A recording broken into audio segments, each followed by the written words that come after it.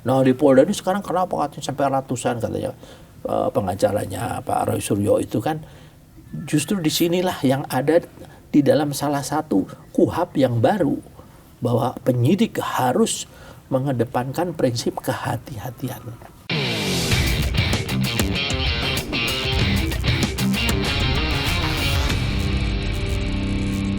Pak, sejauh ini kalau kata Gen Z, spill dong Pak, mungkin ada para tadi yang menempati posisi-posisi tertentu tadi, misalnya pejabat KPK, yang mungkin ada komunikasi dengan Bapak, ke depannya harus bagaimana setelah adanya KUHP ini Pak? Yang KUHP? Ya. Kita bicara masa KUHP sekarang. Kita sebetulnya menyambut baik kan nih agenda pentingnya, agenda penting, terutama dalam menyesuaikan kepada dinamika perkembangan masyarakat ya, dan juga bagaimana menyambut KUHP baru. Ya, di sana kan sekarang dalam KUHP ini tidak sembarangan orang bisa menggunakan kewenangan untuk menahan orang, ya. Tapi tentunya kan penahanan ini selama ini adalah didasarkan kepada dua unsur. Unsur objektifnya adalah ancaman hukumannya di atas 5 tahun. Unsur subjektifnya itu 3, dikhawatirkan melarikan diri, menghilangkan barang bukti, atau mengulangi perbuatannya. Nah, disinilah pertimbangan subjektif daripada seorang penyidik untuk melakukan penahanan. Ya, sehingga kenapa? Kalau penahanan ada masa penahanannya. Ya, orang pada rame, kenapa Pak Roy Suryo nggak ditahan? Kalau saya bilang sama Pak Roy Suryo kan, saya sahabat saya kan, saya bilang Mas Roy nggak bakal lari lah. Kalau lari ketahuan sih kemana aja karena udah populer ya. Pak Suryo itu kan sekarang sudah jadi artisnya Wood ya. Kan ada Bollywood, Hollywood dia udah Indowood kan. Indowood ya sekarang. Meskipun kadang-kadang beliau kalau ngomong nggak jelas gitu kan. Itu sahabat saya. Saya bilang sama beliau ya jujur aja. Sekarang ini juga terkait dengan KUHP baru nih. Kan mereka itu kan belum bersalah, baru ditetapkan sebagai tersangka. Ini kita berikan pemahaman hukum. Di polisi itu tidak boleh kita mengatakan orang itu bersalah atau tidak. Kenapa? Kalau lihat criminal justice system, sistem peradilan pidana, polisi ini adalah bagiannya cuma menyidik, mengumpulkan keterangan. Kalau ketemu keterangan ini jadi dua alat bukti yang sah sesuai pasal 184 ayat 1, maka bisa ditingkatkan menjadi penyidikan. Penyidikan ini jaksa masih ngontrol lagi. Ini barang buktinya benar atau kalau nggak bisa. Kalau jaksa bilang bahwa barang buktinya adalah tidak bisa dengan penyidikan, Polri harus mengeluarkan SP3 penghentian. Jadi orang ini belum dikriminalisasi. Inilah pengertian orang. Nah kalau sudah di jaksa penuntutan, selesai tugas polisi. Ini tugas lo nih. Udah gua udah nggak ada urusan apa-apa gitu kan. Jaksa sana mengolah bagaimana membuat seseorang ini menjadi terdakwa untuk diajukan ke pengadilan. Nah kalau sudah di pengadilan dia salah, maka dia jadi terpidana. Kalau dia nggak salah, dia boleh ngomong kita dikriminalisasi. Nah di bidang penyidikan, mereka punya hak yang namanya pra-peradilan untuk menguji secara formal ya, bukan material. Orang itu betul sah tidak ditetapkan sebagai tersangka. Kalau ternyata pengadilan pra-peradilan mengatakan nggak boleh ditersangkakan kayak dulu kasusnya Pak Budi Gunawan kan. Nah berarti di situ bolehlah orang dibilang dikriminalisasi. Sekarang belum apa-apa udah kriminalisasi. Kalau menurut saya Mas Roy itu udahlah tempuh pra-peradilan aja, tersangkanya sah nggak gitu. Kalau nggak ditempuh berarti takut juga kan gitu kan. Wah jangan-jangan gue salah juga gitu kan. Pak, tapi kenapa sih banyak masyarakat yang bertanya kenapa sih kasus ini tuh berlarut-larut gitu Pak kesannya Pak? Nggak selesai-selesai Pak. Aku jelaskan sekarang Mbak. Masyarakat mungkin nggak tahu ya. Untuk namanya pencemaran nama baik, penyebaran berita bohong melalui media, objeknya apa? Ijazah. Ijazah kan dilaporkan di Mabes Polri. Kemudian di Polda ini yang dilaporkan adalah pencemaran nama baik, penghasutan ya, kemudian penyebaran berita bohong. Nah ininya belum selesai, di sini objeknya kan belum ada. Ya Polda Metro hanya nerima aja dulu. Dia belum bisa bertindak apa-apa. Tambah lagi satu di Pengadilan Sleman. Tentang yang Bambang Tri sama Gus Nur ya, di sana kan masih berjalan. Setelah di sana dikatakan NU, ya, maka barulah di sini jalan. Di sini jalan ke Polda. Nah di Polda ini sekarang kenapa katanya sampai ratusan katanya pengacaranya Pak Roy Suryo itu kan. Justru disinilah yang ada di dalam salah satu KUHP yang baru, bahwa penyidik harus mengedepankan prinsip kehati-hatian. penyidik kehati-hatian.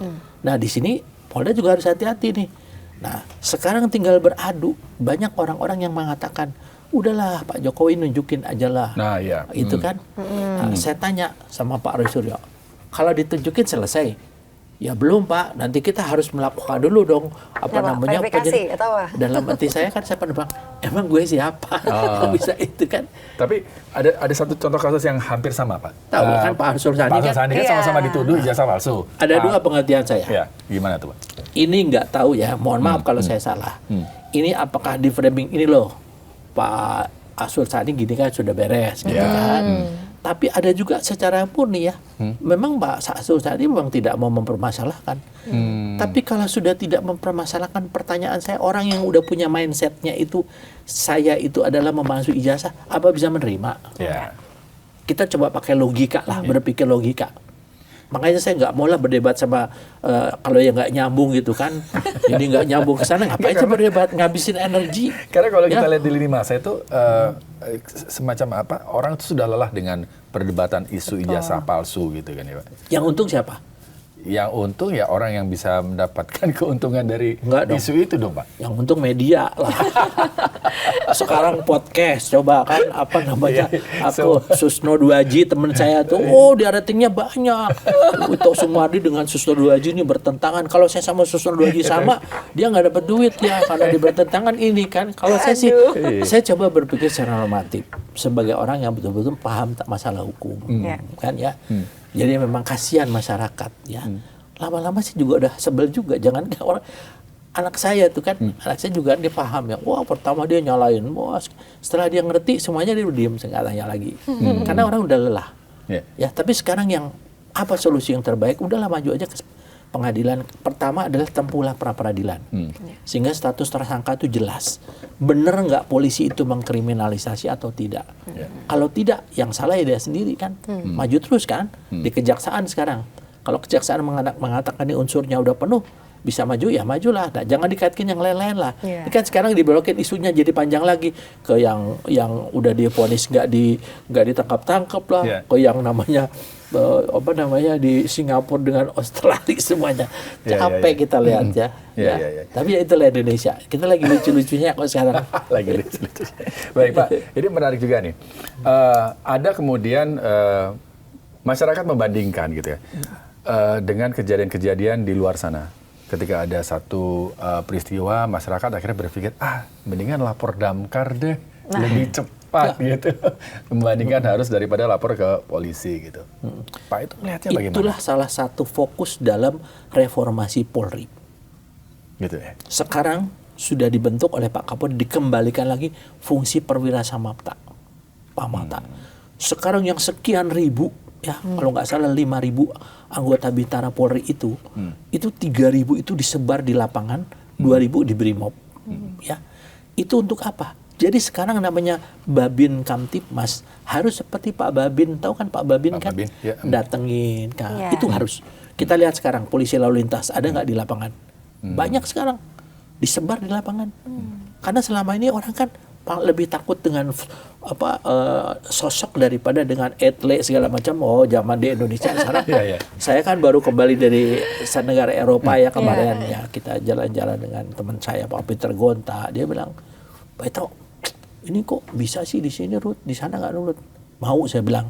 Kalau mau orang Indonesia ditukar aja sama orang Scotland, saya bilang orang Inggris, biar orang Inggris ke Indonesia, nah, biar dia bisa mendapatkan kebebasan di Indonesia.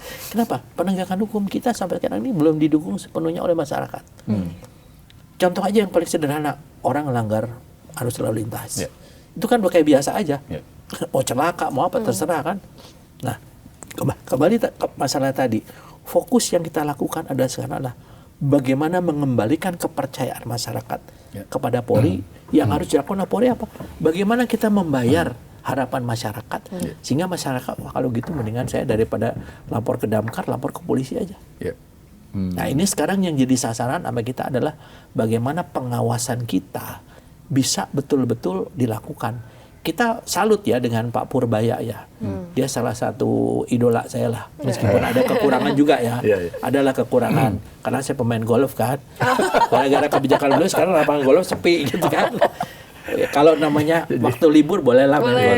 golf. Karena saya juga pengurus golf kan, saya kan pembina Apa takut golf. disidak apa gimana Pak? Ya, bukan. Jadi mungkin beliau punya pemikiran golf itu sebagai olahraga eksklusif. Eksklusif. Iya. Padahal ada 3 hal yang dikorbankan. Satu, pembinaan prestasi. Kedua, pariwisata. Sekarang di seluruh dunia bagaimana mereka menggunakan wisata golf. Ya. Yang ketiga adalah tentunya masalah tenaga kerja. Sekarang saya kebetulan salah satu komisaris di perusahaan ya, kita punya lapangan golf. Sekarang sepertiga anggota KD kita tuh terpaksa harus dirumahkan. Habis kan? Nah, Yeah. sangat suka. Tapi saya banyak hal yang saya suka apa? Lapor Purbaya. Jadi sekarang inilah yang ingin oleh Polri juga, Pak Kapolri. Fungsi Dumas itu betul-betul bisa masuk ke Pak Kapolri. Iya. Selama ini kan ada laporan, terus setelah itu kembalinya EWP. Tahu nggak EWP? Kalau orang Sunda bilang, pengaruhna. Tidak ada Nggak ada pengaruhnya. pengaruhnya. Nah, sekarang harus, karena ada ukurannya. Iya. Dan yang kedua, kita mungkin, kebetulan saya juga mendalami masalah AI ya. Sekarang ke depan ini kita sedang akan buat satu konsep namanya Digital Police Report. Laporan polisi digital pakai handphone. Oke. Jadi real Ya. time, dimanapun kita ada kecelakaan, ada kita kejahatan, kita lapor masuk aplikasi. Tapi harus ada enter point-nya dulu, persyaratannya masuk ya. Nanti udah lapor, ini udah langsung masuk ke ini, kita legan susun. Nah itu salah satu adalah upaya kita di dalam penegakan hukum. Selama ini kan kita bikin laporan polisi itu orang udah nunggu, udah capek, belum itu supaya cepet kasihlah sedikit uang rokok kepada polisi. Orangnya lain. Polisi sekarang di mana-mana Pak, masih ada yang namanya ya pungli segala macam. Tapi kalau kita mau lihat jujur aja, tidak bisalah mengatakan bahwa masalah kesejahteraan sosial itu menjadi konsekuensinya dia polisi. Nggak mungkin, polisi kan manusia juga. Iya. Coba kita lihat kalau di daerah-daerah, begitu dia ditempatkan jadi bintara ya atau perwira, seneng dia waktu dilantik. Habis itu dia mikir, wah kalau saya tempatkan di Jakarta, saya mau tinggal di mana? Iya. Aja dia ngontrak rumah. Ya. Dari sana jauh, harus nyicil motor. Dari mana? Dari gajinya dia. Pinjamlah sama koperasi ini. Saya sampai mendatangkan beberapa teman waktu saya Bareskrim. Diam semua lah. Saya ajak, saya panggil pemegang bendahara saya, kasih lihat. Beberapa anggota saya tuh ngutang loh. Jadi kalau dia nerima gaji, dia tuh dipotong 100% dan dia masih harus membayar utangnya. Itu realita ya. Itu adalah realitanya di kita. Iya. Ya, jadi bagaimanapun juga tentunya negara juga tidak bisa lepas tangan masalah ini. Kalau kita menghilangkan bagaimana pelanggaran-pelanggaran untuk yang masyarakat polisi yang kecil itu kepada masyarakat ya, kita harus melihat bagaimana akar masalahnya apa. Itu salah satu dari Pak Kapolri bagaimana sekarang menghidupkan kembali koperasi kita ya, memberikan kesejahteraan kepada masyarakat, perhatian dan lain sebagainya. Ya mudah-mudahan dengan adanya kejadian Agustus Kelabu ini kan dari Mei Kelabu dulu ya. Iya. 98 kan 98. Mei Kelabu tuh saya ngalamin, saya Kapolres Kerawang waktu itu kan. Jadi sekarang tahun 2025 ya. Ya mudah-mudahan kedepannya nih menuju Indonesia Emas lah. Kita berharap. Bukan Indonesia cemas Pak ya? Ya. Bukan ya? Indonesia Ya cemas. kalau namanya kita tidak ingin ada perubahan, pasti Indonesia cemas. Dan masyarakat jadi gemas kan.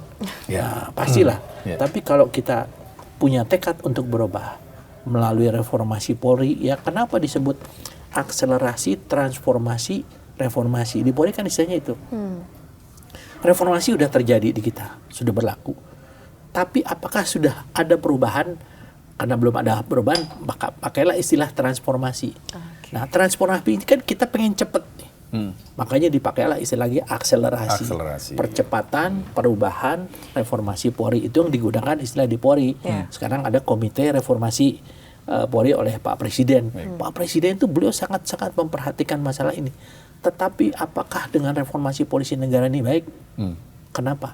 Polisi itu adalah bagian dari sistem. Ya. Sistemnya dulu harus secara menyeluruh. Ya kementerian terkait, ya TNI, kejaksaan, pengadilan, nah itu yang harus dilakukan. Jadi reformasi Polri ini memperbaiki satu subsistem di mana subsistem yang lainnya itu harus diperbaiki. Mungkin